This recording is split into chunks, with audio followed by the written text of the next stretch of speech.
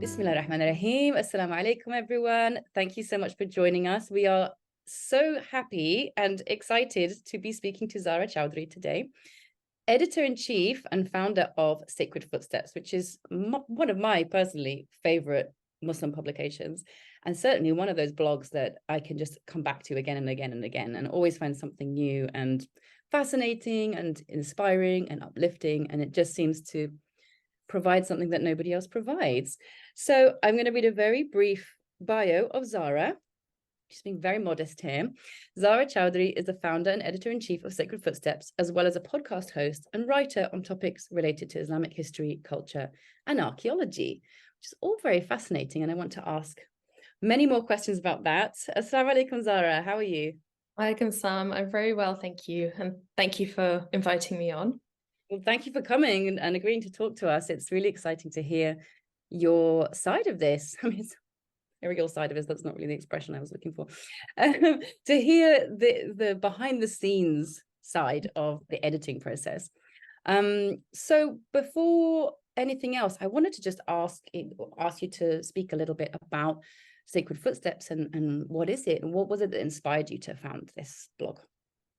So primarily we deal with travel, history, and culture, all from a Muslim perspective. And when it first started off, like I always knew, I'm going to give away my age here because when I first started, there was no Instagram, and like travel blogging was just like becoming a thing. And so I always knew, because I was lucky enough to travel quite a lot in my early 20s, and I always knew I wanted to do something related to that, right? And then I don't know, to begin with, I think I had vague notions of like a Muslim lonely planet. But you realize quite quickly that's not really achievable. But then eventually, like I went on, there was one trip in particular I went on that kind of changed my mindset a little bit. And then Sacred Footsteps kind of emerged from that trip, which was to Mauritania when I went to West Africa. And yeah, so from that trip, I ended up kind of focusing more on like the spiritual aspects of traveling, and also just wanting to make accessible information about like certain spiritual sites and things like that, which at that time were definitely not available online. Like you always had to know someone who knew someone to find these places. And then alongside that, also history and culture, because that was like my study background, and that's what I was passionate about anyway. And so yeah, it all kind of came together as Sacred Footsteps, I guess. MashaAllah. Bushra has already put in the chat. Assalamu alaikum. I'm Bushra from the Netherlands and a big fan of Sacred Footsteps. Lovely to be here. Oh, you have fans in the audience, and I included in that. MashaAllah, I love the idea of a Muslim Sacred Footsteps, and I really resonate with what you say about how that kind of information really hasn't been available to the public unless you really knew somebody. And part of me sort of thinks, is that maybe that was deliberate? People wanted to kind of keep those places a little bit sort of under wraps, but at the same time, now Muslims are very dispersed, and for people growing up in or living in kind of very urban environments, and maybe those chains of connection have been lost, perhaps. Would you agree? Yeah, I completely agree with that. So I think that like the word Sufism and Sufi, they're such loaded terms now. Like there's a lot of like negative connotations attached to them. So I try and avoid those words as much as possible. But I do think that, like you said, those connections are being lost because there are other ideologies and other like ways of living, let's say, that have perhaps dominated for a long time, even in the Muslim world, right? And so I just felt it was really important to show people that there is this alternative, and this alternative is actually something that was traditionally the norm in the Muslim world. And although, like you said, that it's kind of by design that some of the things are not necessarily publicized or yeah, like even like photographs, not everybody takes photographs at these places, and that's all for a reason. But to an extent, I think that you do need to show people, because like if you grow up in the UK, like I said, unless you know someone who knows someone, you won't really hear about these places. And I think that's a shame, because it shouldn't be this like exclusive club, right? Like anybody who's interested, yeah, you should have a way in if you're interested. That's how I feel about it. But having said that, there are still things, maybe we'll talk about this later more when we talk about the editing side, but there are still things that I would leave out when we publish, because not everything will be understood unless you already understand that kind of side of things.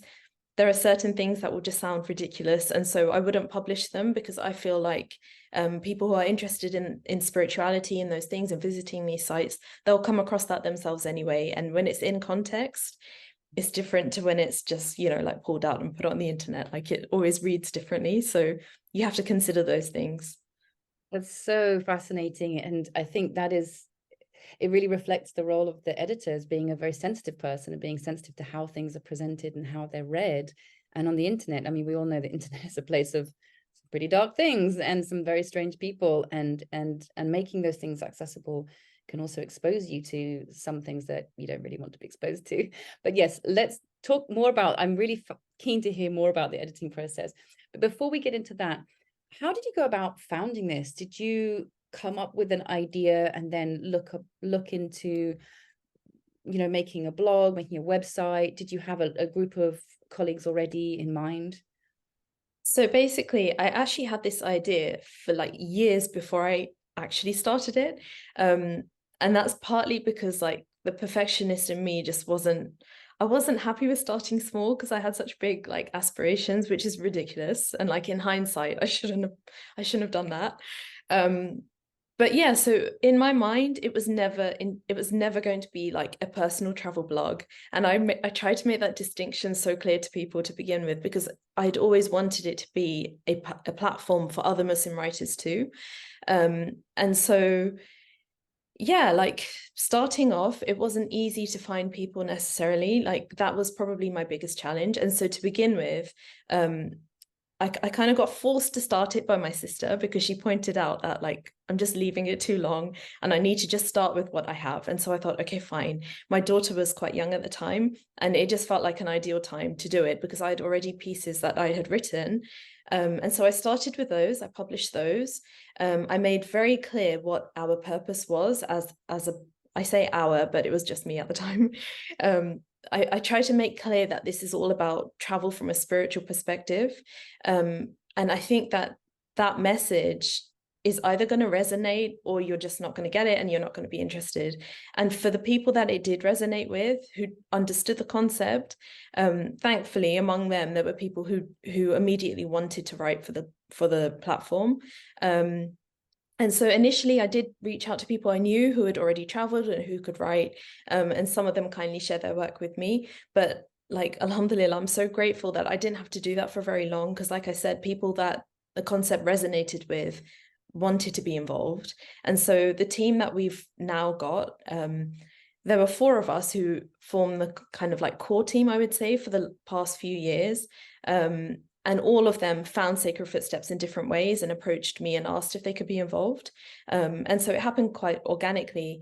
And then aside from them, there were writers who would write for us regularly. And then now, like fast forward almost 10 years it's been now, we've expanded our team. So our core team is now made up of about 15 people roughly. And that doesn't include the writers that write for us. So I'm not sure how many there would be if you include them, but yeah, I'm just so grateful. Like I always say, it's all from Allah. Like I didn't know how I was going to form this team with like no money or nothing to like show for myself. But it just happened so organically, and yeah. And in hindsight, I'm quite happy with the way it happened as well. So SubhanAllah, it's so beautiful to hear that. It's like that really affirms the belief that, you know, people have, you have a kind of a hunch, or someone will tell you like do something out of like deep passion, do something out of, you know, good intention, and Allah will make it easy for you. And SubhanAllah, that's really, it feels like that's what's happened, because also because you're filling a need, you're meeting a need. And yes, like as we mentioned before, we're very digitally connected but physically separate kind of communities. Like our, you know, the ummah is like it's almost abstract what we are in some ways. And to be able to fulfill that need, and mashallah, congratulations. I just feel I'm such a fan. I've actually written for you and I'm still a fan. thank you. I also wanted to just pick up on another thing that you said about this being about travel from a spiritual perspective. And some of the materials that you publish in a very interesting way show this parallel between spiritual travel, where it's kind of pilgrimage or ziyara, that kind of thing, and also consciousness, like being a conscious traveler, being a conscious tourist. I think of Muslims as being natural travelers because we have a pilgrimage, right? A yearly pilgrimage, and it's almost like the Camino de Santiago. I know there's people leaving from, like, they cross the entire continent, and Muslims can cross much further than that. Sorry, continent, I mean the country. I'm in Spain, sorry. I just find it really interesting that you bring together a kind of a political awareness of what it means to be a traveler and to be a tourist and to be a Muslim traveling in Muslim countries that have been impacted by tourism, that have been impacted by colonialism. And I just find I find this really fascinating. I'd love to hear you speak to this. Like, what was it that made you see that natural connection or overlap? So to be very honest with you, initially I didn't see that happening. Like, that was not even on my radar, but it became clear to us very quickly. Because the thing is that, like, Sacred Footsteps was always intended to be a publication, but social media became such a big thing that you cannot ignore social media, obviously. And so your content naturally becomes tailored towards that too, right? And so we realized very quickly on Instagram in particular how these tropes that have existed for centuries within Europe about the Muslim world, how not only did they still exist, but Muslims had picked up on those things and they were doing the same thing, right? So that was one aspect, like dealing with that and showing people how, like, Orientalism and how all of these things have affected the Muslim world, and particularly the image of Muslims within Europe. So yeah, there was that. But then also, like, unfortunately, as we all know, over the last 10 years, like, there's been so much turmoil in the Muslim world. And so when you're talking about some of these places, you simply can't ignore that, and you can't not mention that. And so it just became a case of kind of navigating in a way that didn't dominate what we were putting out there, because that can very easily happen. But also at the same time, you have to acknowledge it. Like, for instance, if you're talking about, I don't know, like, as an example, like, if you're talking about like an ancient site or something like that, sometimes those sites are impacted, like, by wars that are happening, but also in an ideological sense, because one group may destroy it for one reason, and then another will rebuild it for their own, like, purposes, and it becomes, the site itself takes on, like, an ideological meaning almost. And so you kind of have to address it. You can't ignore it. Like, as much as you may want to, it becomes untenable at some point. And so, yeah. And I mean, the Orientalism stuff became quite a big part of our content, which I never expected it to. And so, like, we have a section on the site called Challenging Orientalism, where we look at those things within photography, but also, like, literature and other aspects too. But the thing is, we didn't want to only be, like, when you're only looking at things through a critical lens, like, it changes your output in a big way, and you need to ensure that you're also doing something constructive and, like, building at the same time. And so we also have another section on the site called Reclaiming the Narrative, where we try and show people who are doing things in quote unquote the right way, or in an alternative way to what's kind of the norm, let's say. Mashallah, it's just so fascinating. And I'm a product of SOAS. I was at the School of Oriental and African Studies, Me like, too.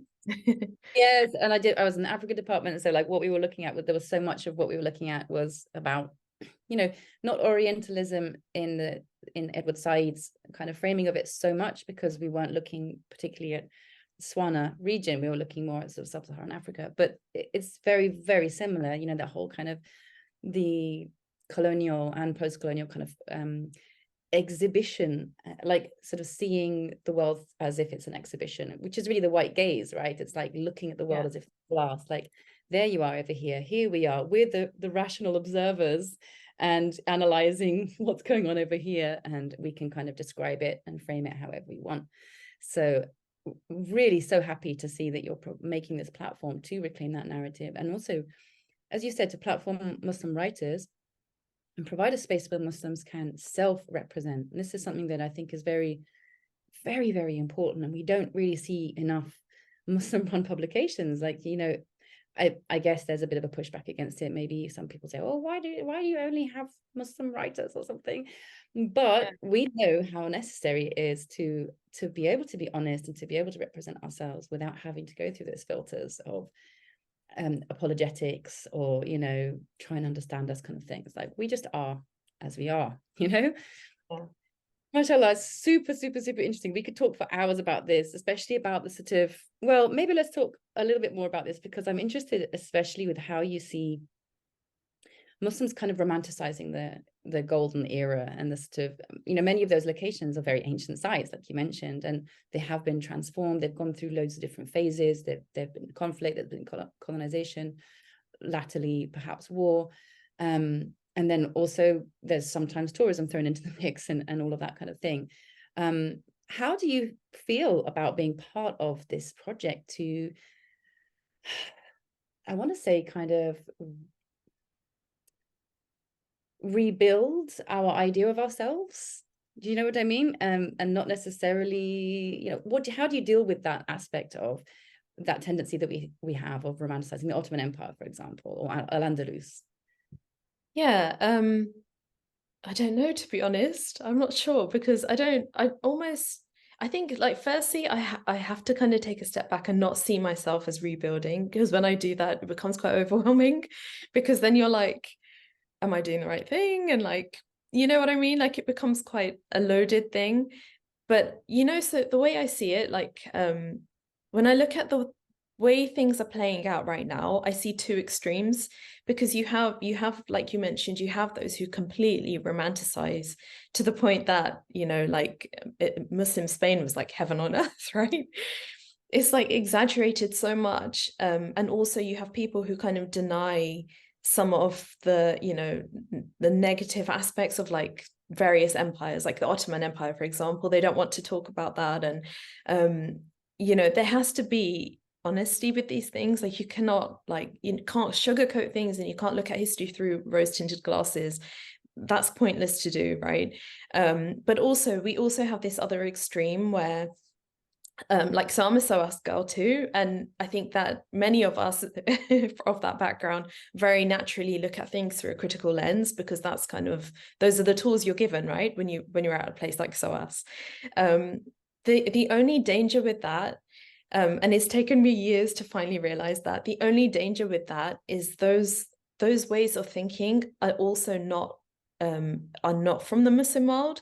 We have our own, like, epistemologies, and we have our own, like, methodologies and ways of thinking and recording knowledge and all of that stuff. And although Orientalism and those ideologies serve us to an extent, you can't rely on them solely, because it will skew your vision of the world, and you'll be looking at it in a way that a Muslim truly should not be looking at it, right? You should see the hand of God in everything. And I feel like if you're too critical and you're only looking at the negative and what was wrong and what shouldn't have happened, you're not going to see the other side of it, where, you know, the blessings Allah's granted us, and how although horrible things did happen, He's ultimately in control, if that makes sense. So I think that it's a case of finding that balance. And although this may be a separate conversation, I really do think that the way to get there is to show people, I hate that word epistemology, it sounds so, like, pretentious. However, it is to show people what our epistemologies were and how we should get back there, because that is the way it's through that we can see the world in the way that we're supposed to see the world. If we're doing it through ideologies created by other, you know, like, civilizations, it's never going to happen. And that's why I think we have these two extremes, and we don't really have that middle ground yet. But yeah, there are people, on the plus side, there are people who are working on that and trying to educate people and show them those things. And for us at Sacred Footsteps, because we're not a religious organization, I think that we're like waiting until that groundwork has been laid, and then we can take it and then, like, run with it, kind of thing. But unfortunately for us, that's not something we can do. Like, that's not yeah, I don't have the expertise to be able to do that. But I think in a way what you're doing is you're doing it by doing it, if you see what I mean. Like there's this expression in Spanish, el camino se hace andando. You make the path by walking it. It's like, you know, there is I see what you're saying. Like there's the kind of from one side of it, there's like for anybody who doesn't know what epistemology is, because I had to look it up as well, just to completely be sure I remember. It's a theory, the theory of knowledge, especially with regard to its methods, validity, and scope, and the distinction between justified belief and opinion. And this is one of the topics that I feel most strongly about, is, you know, the way that you make meaning from life and from the world and your experience, and how you process all of that, and the filters that and the tools that you're given, especially, you know, intellectual ones, as you say, like critical ones that we're given, which are useful in some contexts. But if it isn't inherent in you, and if it's not something that you really feel belongs in you, then you can always be looking at the world from the side or from somebody else's window, which is ultimately very disjointing and creates a lot of kind of cognitive dissonance. And I think, for me personally, in my opinion, you know, I think as Muslims we are in that process, and it's going to be a long process. It's a very painful process to reclaim that and to recognize, to be able to develop our voice. And that's kind of what we're trying to do with the Muslim Writers Salon, is just to like foster that, because once people have their voices, then they're able to not only express what it is they have to say, but figure out what it is they have to say, right? Because until you start speaking, sometimes it can be a bit cloudy. For me anyway, this is just how I experience it. Oh God, we could talk about this for such a long time. I found it really fascinating. And yeah, I'm just jotting down little thoughts here, you know, Muslim-centered systems of making meaning. Yeah, it is just fascinating. So interesting to pick your brains. One little question. What's the archaeology connection for you? Oh, so my master's was my major in my master's, let's say it like that, was Islamic art and archaeology. And so yeah, like for me, out of everything, I think that's probably the thing I'm most passionate about, but it's what I don't get to write about as often as I would like to. But yeah, it's just something I find fascinating. Oh, that's wonderful. I also find archaeology, and especially ruins and ancient buildings, I find just, oh, I kind of feel them vibrating somehow. Like Yeah. there's a resonance there. I No, don't know. I'm the same. I'm exactly the same, because my husband's always laughing at me, because anytime we go anywhere, I'll be like, just leave me at this site. You go do whatever you want.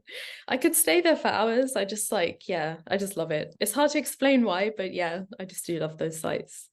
Especially if you've studied something about the history. But I think this is like, there's the kind of intellectual study of history, and that is so problematic, because obviously history is written by the victors. It's almost exclusively really written by men. I mean, all of medieval history, I can't think of a single book in any language that's written by a woman. It's a very limited view. It's usually about kings and conquests and things like that. But I think there's another side of history, which is a felt history, right? And it's like the kind of things that you have to experience for yourself. And like for me, my relationship to Al-Andalus is like, if I read books about the history of Al-Andalus, I find it quite challenging and difficult, because that's all I'm seeing. I'm seeing this very sort of like yang feeling about history. But you can experience Andalusian history through food, for example, and through gardens, and like seeing how the land has been sculpted by Andalusi people. And it's still like that now, and you can see it for yourself. So it's like a sensorial Yeah. awareness of history in some way. I think this is more or less what you're saying here. Again, I could talk for hours about this. This is just like, this is my jam. But I know we have to move along. So let's talk about Sacred Footsteps and your editorial role. How did you fall into this? Had you been doing editing previously? So yeah, I have been like, I don't know why. I've just naturally always been good at grammar. Like, I don't know why. And so I just ended up falling into that role like several times. So I used to proofread for a charity, and then for a while I was editing, like I edited someone's thesis, and like I was doing it on and off, like freelancing and stuff. And then with Sacred Footsteps, it again, it just became something I kind of had to do, because you know, like when you have people writing for you, like people have different styles and ways of doing things. And when you have a publication, you have to make sure that, you know, like things are stylistically consistent at least.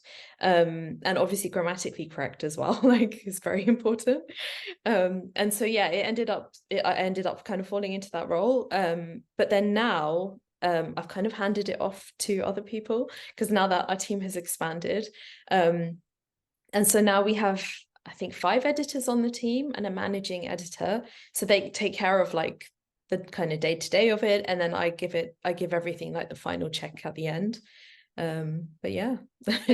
In chief, I like that. That's a nice little. I think one of your editors is our friend and erstwhile colleague, Shireen. Yes, yeah. She joined, it's been like 6 months now or something. But yeah, she's on the team now. Alhamdulillah. So what would you say about the editing process for, let's say, a writer has a great idea and thinks it would work for Sacred Footsteps? Like what's the kind of process? Like what do you look for in a pitch? And once it's accepted, like how would you go about working with the writer? So we have editorial guidelines that we first send out to people when they get in touch. But what we usually ask for is you to summarize your pitch in a line and then give us like bullet points explaining what the content will be. And when it's laid out like that, it makes it very easy to make a decision because you can always tell if someone has an angle here or if they're kind of just scrambling to put something together. And so, yeah, so we'd start off with a pitch. And then once we've agreed upon that, then we're quite flexible with deadlines because at the end of the day, like we don't see ourselves as, we're not like some big corporate organization, obviously. And a lot of our writers obviously have other jobs and other things to do. So we try and be very flexible with deadlines and things like that. So we'll agree a deadline. And then once that person gets back to us with their piece, Layla, who is our managing editor, she'll then allocate an editor to them. If the piece of work is reasonably okay in the form that it's given to us in, it will usually be proofread and then we'll move on to the publishing.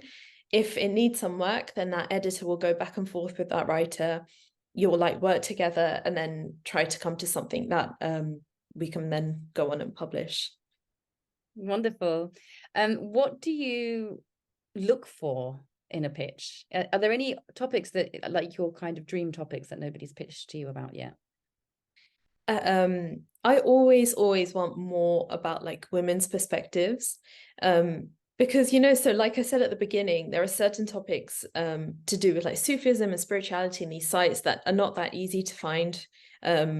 Well, it's easier now, but it wasn't at that time easy to find online. But I would say that a woman's experience of those things is still quite hard to find, and that's partly by design because like anybody who spent time in those places will know that many of those women want to be hidden and they don't want to be out there, they don't want to publicize themselves, and so they don't do that.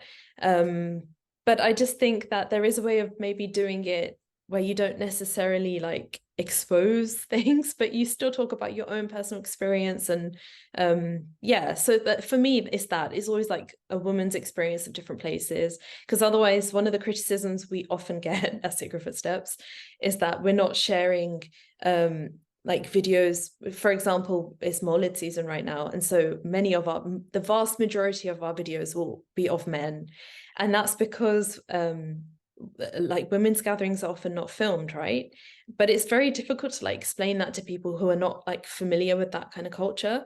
And so yeah, like any time we get a woman sharing her experience of any kind of site, we'll work with her because we want to get that published. So that's that's usually what I'm hoping for. That's really good to know because the vast majority of our members are women. I think people have started thinking that we're like a women's organization, but we're not. We do welcome men. We love men when they're behaving themselves. So tell us a little bit more about your audience. I'm really interested in, you know, it feels like the majority of the people that you want to be speaking to are probably people who are either already Muslim or maybe they're just curious or interested. And then this is like one way that they could, you know, learn more or sort of, you know, just it's a part of a practice, you could say, like to make a pilgrimage or to make a ziyarah. or one of these kinds of gatherings, like a, a Maulid gathering. But have you found that you've mentioned that there were critical voices. What could you say about the sort of makeup of your audience, and how does that impact the way that you edit and present for them? So we've always said that our content is for anybody and everybody, right? Whoever's interested is for them. But what the first thing is that we're unapologetically believers in God, right?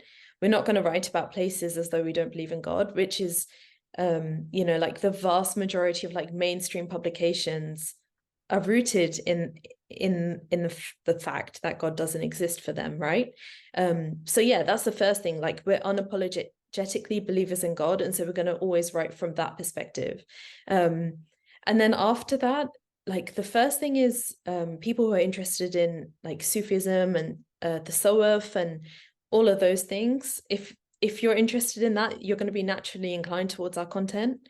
But also, like, our travel content, we also have another side to it, which is more like travel tips for people who want to like visit sites that are not necessarily that accessible on like Lonely Planet and stuff like that. So it's not all just focused on people who are spiritually inclined.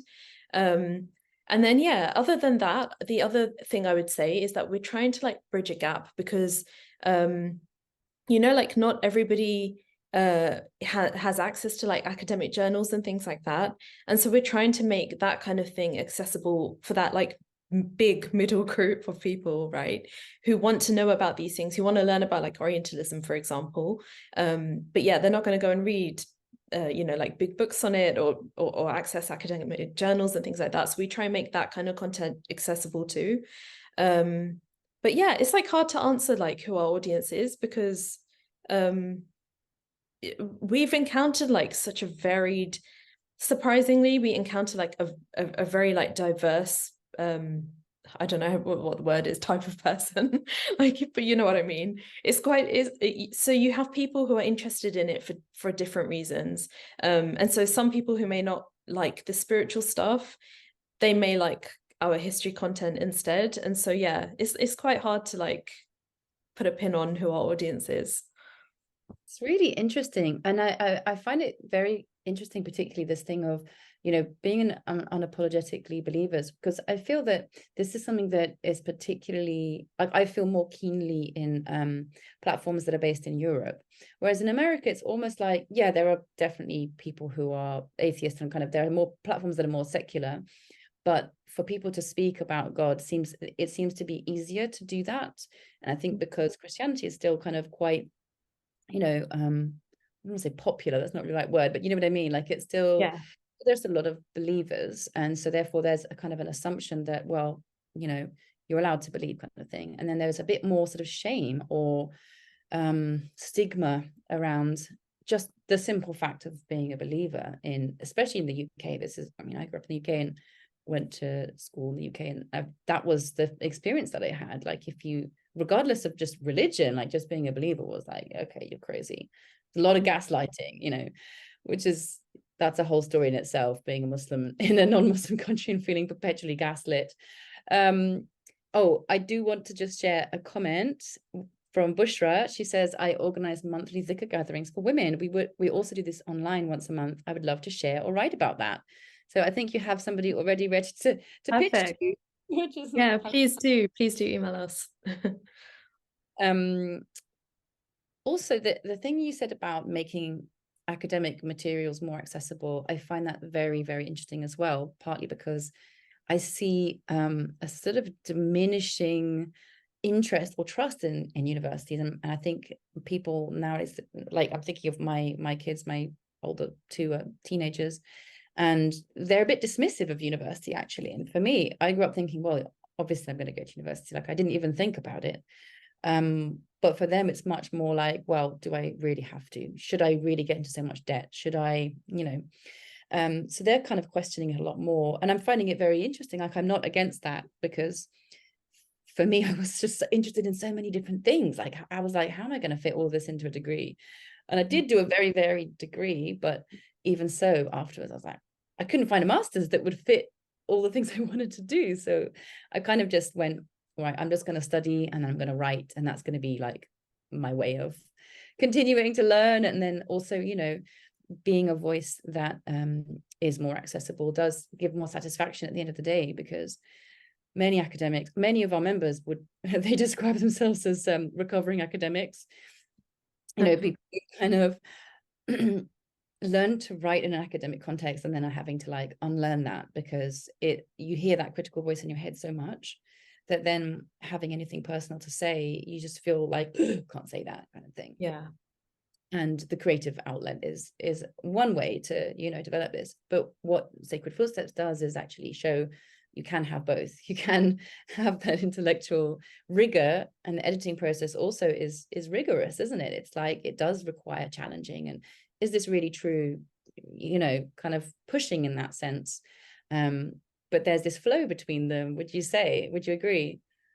Yeah, I do agree. You know, on that point, I want to mention Dr. Rudolph Ware, because so we did a 2-day workshop with him at Sacred Footsteps. It was free, and it was that one was primarily aimed at academics, because one of the things that I really appreciate about him is that he tries to show Muslim academics how they can exist in academia in the West, but do it in a way that's authentic and not is not incompatible with their faith, right?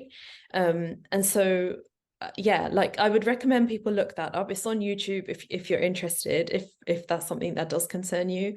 But there is a way of doing it, and it's about like just kind of bridging that gap and making sure that because his own work, like I've got his book on the shelf, The Walking Quran, and the thing that's so amazing about that book is that it's completely acceptable in a Western context, because it as in it passes all the, like, you know, all the rules of academia, like he's used the correct sources, etc. But the sources he's used are all Muslim. Like he went into the archives and he did his own like original research, but he also ensured he used only Muslim sources, I believe. And his like methodology that he's like adopted there is completely compatible with what, like, you know, is fine as a believer too.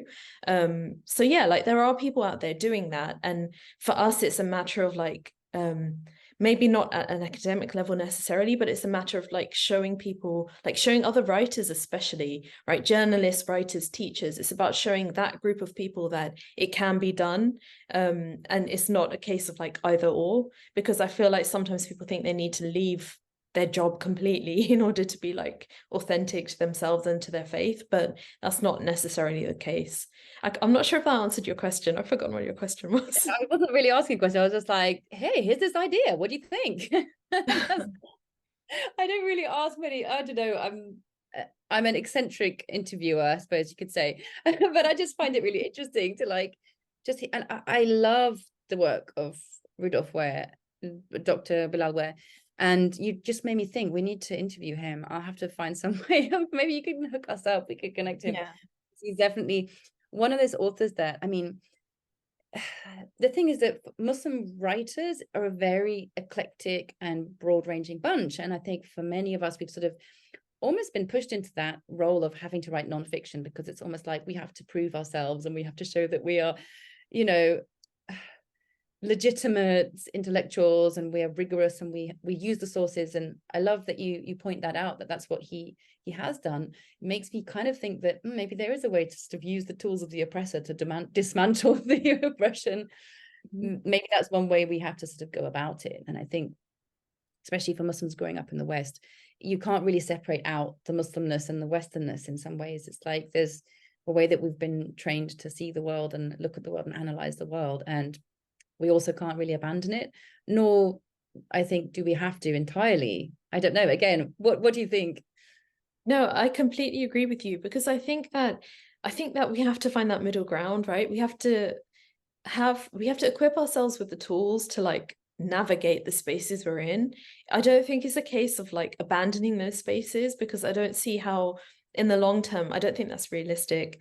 And also, I know like people talk a lot about hijra and stuff, and each to their own, but that's not a solution for everybody, right? There will always be some people left behind.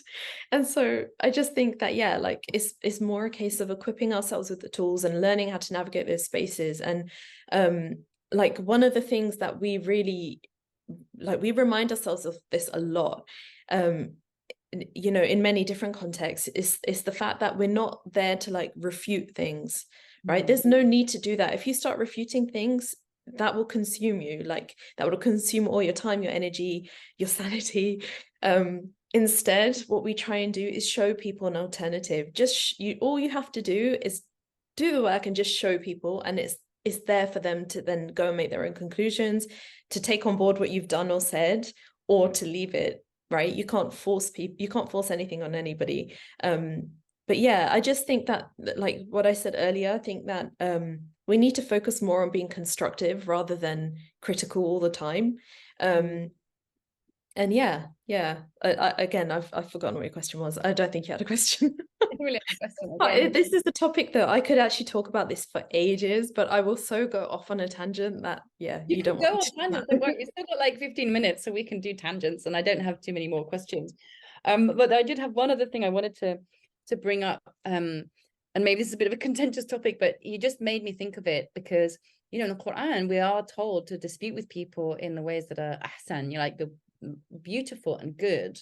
And, you know, when people are ignorant, to just say peace, rather than getting locked into argumentation. And I also just read a quote yesterday.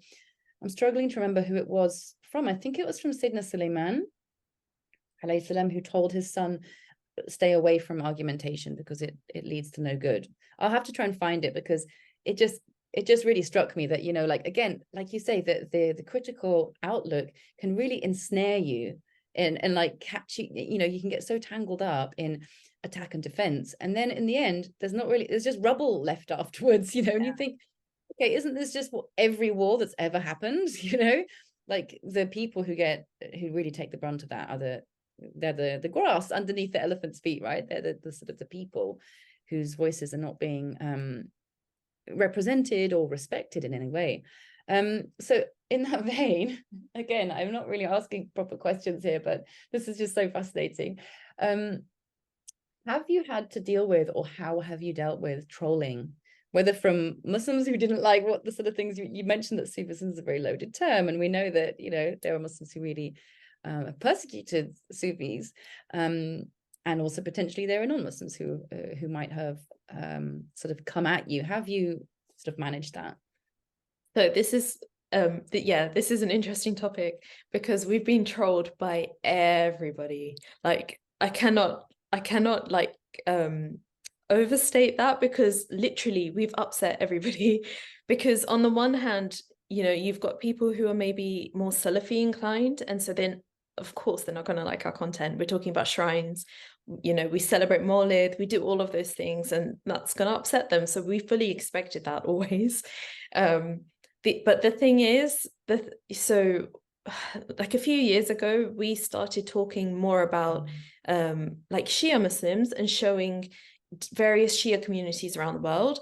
We felt it was important to do that, because I remember at that time, I don't know if you remember this, like there was a girl she got caught in, she was like a bystander, she got caught up in shooting or something like that. I can't remember exactly what the story was, but and she was a Muslim woman who just happened to be walking past, and she was killed in gunfire in the UK. And so initially there was this outpouring of grief, and, you know, like people rallied around and raised money. I remember this. You remember this? Yes. What was her name? I know, and it's annoying me that I've forgotten her name now, but people, you know, like as you would expect, people had raised a lot of money to like cover her janazah costs and all those things, right? The Muslim community is very good at that. But once it emerged that she was Shia, like people were demanding their money back. The person who started the charity campaign, he wasn't sure if he was now sinful because he'd raised money for a Shia Muslim. Like, the sheer level of ignorance that emerged at that time was like shocking to me. And so that's why we felt that like we really need to you know, speak more about Shia Muslims. They're part of the global Muslim community, right? Like as Sunni Muslims, we still consider them Muslims, but I don't, you know, there's a big segment of people that unfortunately don't realize that, or I don't know, I don't even know if they do realize that. Perhaps they do. So anyway, when we did that, we received like quite a big backlash, and also there were a few people amongst them who I was really shocked because I'd worked with them before, and yeah, I was quite surprised about their reaction to that content too. Is it Ismail Hashim? Ruhi asks. I think it Oh, might. perhaps I think that might be her. I think that Does might ring be a bell. her. But yeah, so we have backlash every time. Anytime we post anything from like anything Shia related, we'll get backlash. And then also like Muharram's always a difficult time because we get backlash from Sunnis and Shia. Like you can't please anybody. It's like top do pillar and post. Yeah, like it's honestly it's yeah, but we've learned to like ignore it, and also yeah, you just have to ignore it, to be honest. Sometimes you have to kind of laugh because like one time I remember I posted a video of in a masjid in Bosnia. They were doing this beautiful dhikr. Honestly, it was so beautiful. Like that's one of my favorite videos we've ever posted, and they were saying La ilaha illallah, la ilaha illallah. That's all they were saying. And someone posted something saying, what on earth are they saying? What is this bidah? And so I just replied, Oh, I literally replied, the kalma. Like, this is ridiculous. They're saying the kalma. shahada, basically. What's wrong with that? Like, yeah, I think that again, that's another example of like, if you focus on those things too much, it will consume you. I think you just need to know, you need to be confident in your own belief, in your own faith, confident that what you're doing is okay, and just get on with it. Like, there's always going to be people who don't like what you're doing, right? And like I said, we've been criticized by everybody. And then the Orientalism stuff, then there's a lot of like non-Muslim criticism involved with that as well. So How dare you criticize our like abusive depiction of you? yeah, like honestly, sometimes I want to like I should create a book of like screenshots of some of the messages we received. Like some of them are crazy. There's people telling you you're gonna go to hell, and like yeah, madness. Yeah, there's a really nasty kind of trolling when they bring God into it, isn't it? It's like Yeah. I've had that. Very rarely have I actually been trolled. I think I don't know how, subhanAllah, I've just kind of somehow managed to stay away from it. Always my white privilege has buffered me, or I don't know what it is. But the times when people have really been like, I've posted something about um divine qualities that sort of in some way echo or resonate with our ideas of femininity, and I've just been told, you like, Oh gosh. you know Yeah. called a heretic basically, and told that you're Yeah. going to hell. We've had the same. We're there with you, Medina. Don't worry. Yes, this is a really helpful community in these ways, because like it's very lonely, and it's difficult, it's hard to have other people's projections and whatever it is that they're, whatever their problems that they have, thrown at you, and especially in this very spiteful language. I mean, trolls are spiteful. That's kind of what they're that's their Yeah. raison d'être, is just to try and harm.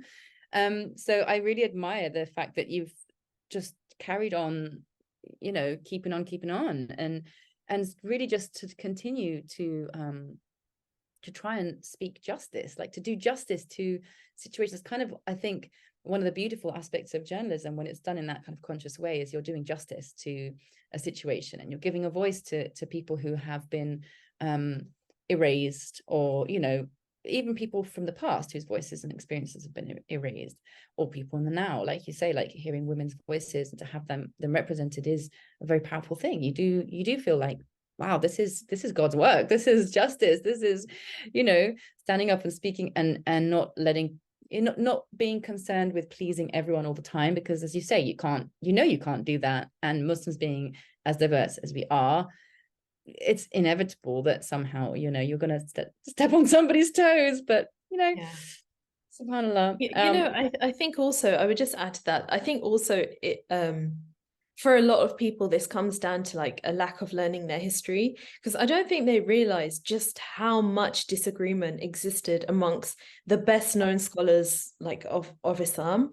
Like those disagreements have been there from the very beginning. There was no like complete agreement or unity on everything. Like that's never existed. But yeah, I don't think people necessarily realize that.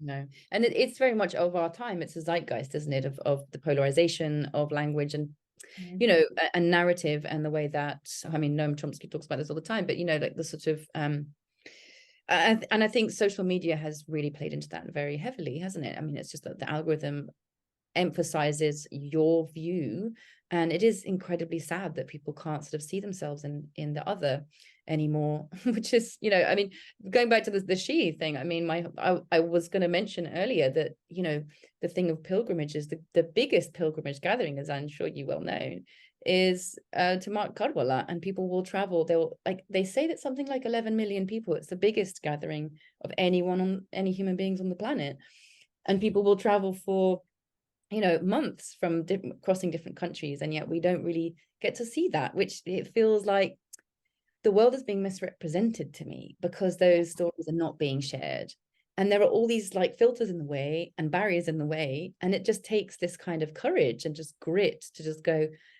no, I'm just going to keep going. I'm just going to keep cutting through that and try to present those. So again, I could just wax lyrical about Sacred Footsteps for a long time.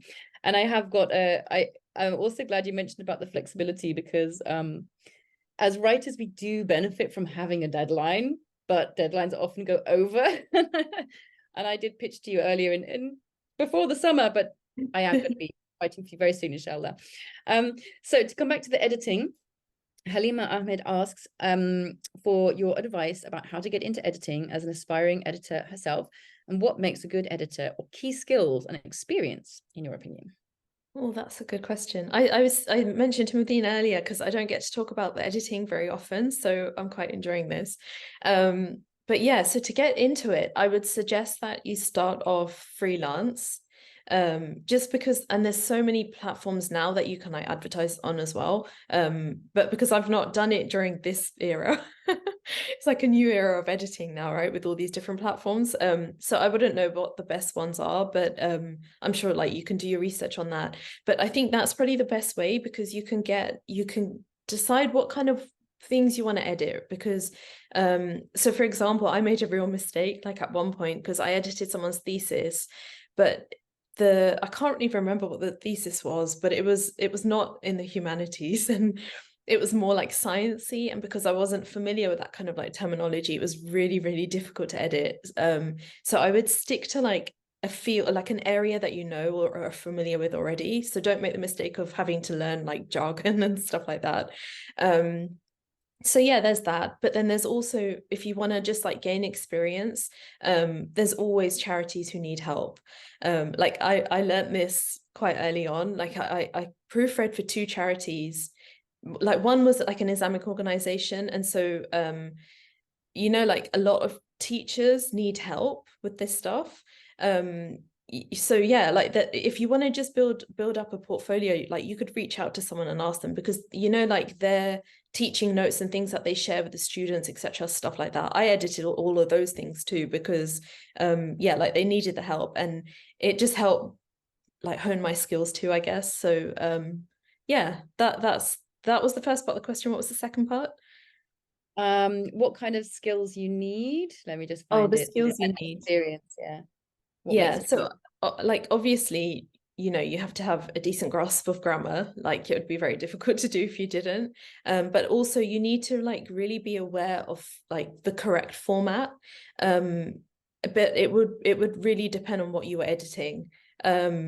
But yeah, so for instance, if you're editing like a travel kind of article for us, like a real big part of that job would be the formatting of the article itself, because I think that often people you know, like even people who are capable of writing without like many grammatical mistakes and things like that, you need to like rejig their work a bit, because people don't always know how to like catch the audience attention or whatever like that. So often we'll be moving paragraphs and things around in that sense. So yeah, I would say just be aware of like, yeah, format and things like that.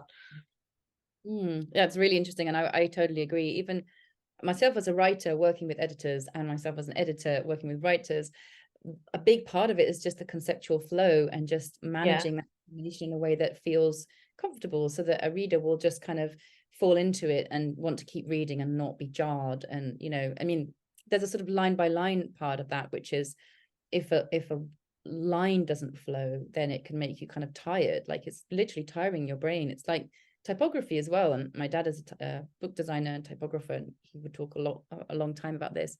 But like even just the font that's being used can tire the brain out. Like anyway, that's a whole other story. Another question for you: did you grow up in a spiritual household, or is it something you developed by yourself? This is from Bushra. So yeah, like my mum was always like that, definitely. But then in the town that I kind of grew up in, what I didn't know at the time was that the most like kind of what's the word I'm looking for? Like the most active people, the most active Muslims, because it's only a very small Muslim community, they were all Salafi. And so I was taught to pray by them, and I kind of grew up being taught by them.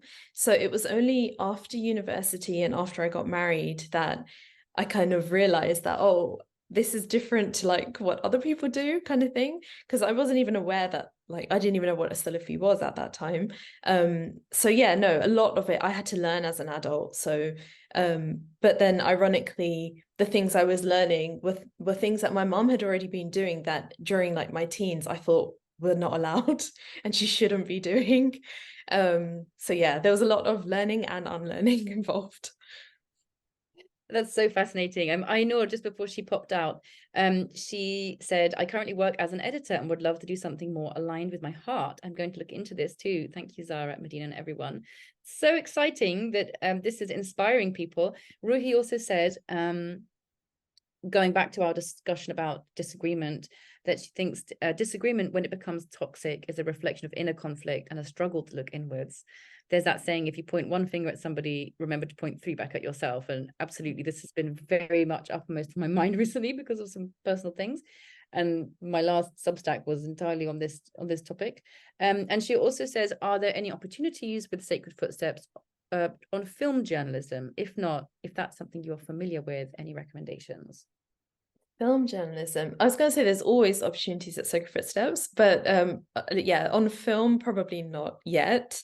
Inshallah, like one day, once we have like a bigger budget, then there will be.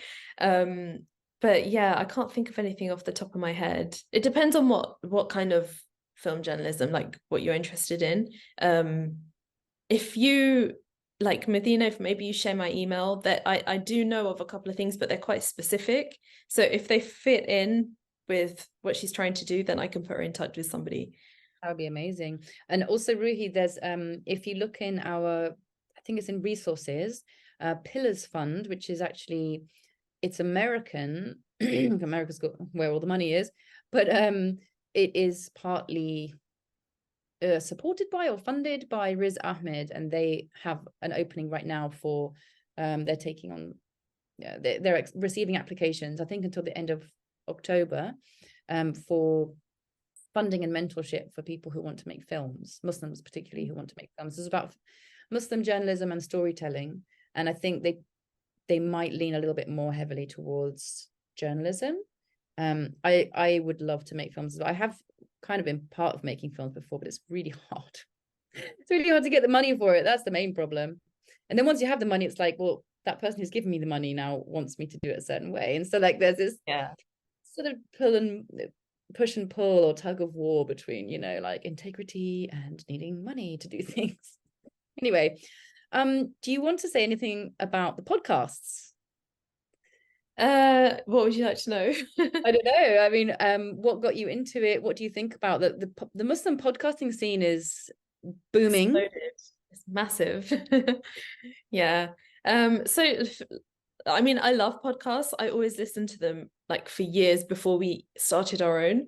But so for me personally, I like the ones that are kind of edited. They're more like audio documentaries almost. I prefer those ones rather than conversational ones. But yeah, we have both. We're trying to do more like audio documentaries. But yeah, we've got like both types. So yeah.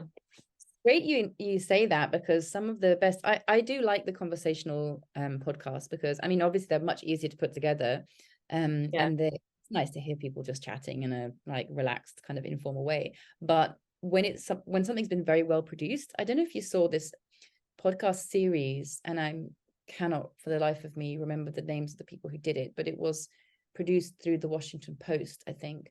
And it was about these Muslims in Birmingham who were like accused of taking over this school called the The Trojan Trojan Horse. Horse. Yeah. Yes. Yeah, I did listen to that. It was such a brilliant series, and it was like 8 hours long, but you really felt swept along in it, and it was funny, and it was like the editing was really clever. They had like recordings in the field, and then they had them, you know, commenting afterwards, and it was just really cleverly done. And it made me really think that sort of audio documentary has, I think, a lot of scope. So we do have quite a few members who do make podcasts already, and well, I wanted to suggest to you, if you want to do a course on writing in, you know, this sort of writing about travel, writing about faith, writing about spirituality and all that kind of thing, we'd be very, very happy to hear your suggestions. But one of those things could be, you know, making podcasts or making audio documentaries. I would really love to learn more about that. Yeah. Or You know, even going back to the Trojan Horse one, because that was made by the Serial team. And the Serial team are actually the This American Life team. They were the same people initially, but they're the ones who've like pioneered that way of making them. Right.